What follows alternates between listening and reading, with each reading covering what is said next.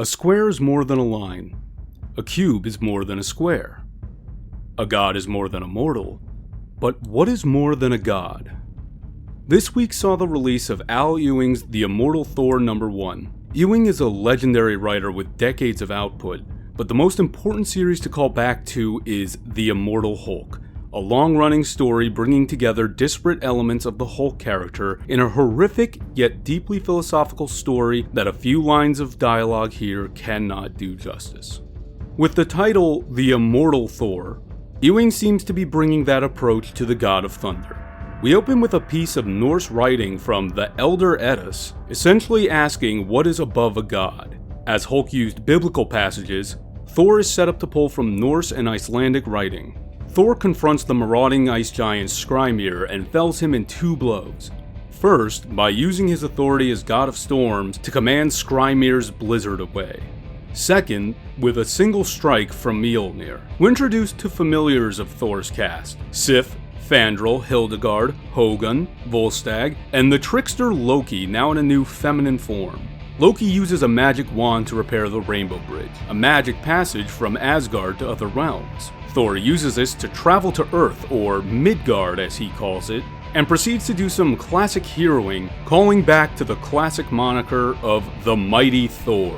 From this, we can see Ewing calling back to a more classic Thor and bringing together a familiar cast and world to ground new readers and old into what this interpretation of the character will be. However, Loki's reconstruction of the Rainbow Bridge comes with a narrative warning of things to come, and come they do.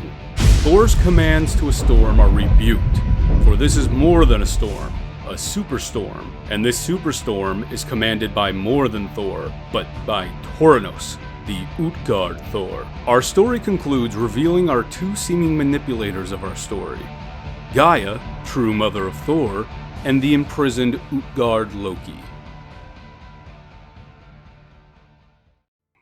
Let's talk about our seeming antagonist for the story, who vows to destroy Thor and bring about an end to the Age of Marvels, the Utgard Loki.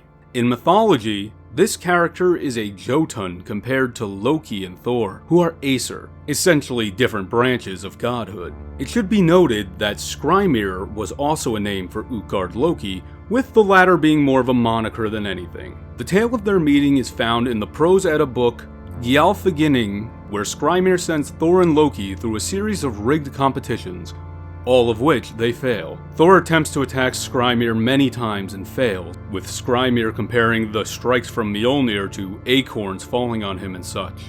The story ends with Thor and Loki utterly failing all of Skrymir's tests, only for the Jotun to disappear without a trace. Only one issue of the Immortal Thor is out, but from here we can make informed guesses on where this series is headed. As with the Immortal Hulk, the Immortal Thor pulls from stories throughout Thor's canon. The classic moniker, updates to the Warriors 3, a new form for Loki, and calling upon the halls of Utgard, the Outer Yards. We can expect characters from throughout Thor's history, both relevant and obscure, resurfacing, and hopefully coming together in some kind of poignant point about gods and their place in the universe, the same way the Immortal Hulk did about the self and our shadow selves. Just as Loki provided adversarial tricks and conflicts for Thor to overcome, the Utgard Loki will seemingly provide much more than that in a story spanning decades of Thor lore. Will Ewing be able to capture lightning in a bottle twice and bring the same introspection to Thor that he did for Hulk? Or will these Utgard gods just end up being the newest, biggest enemy to knock down? We'll have to wait till next month to find out.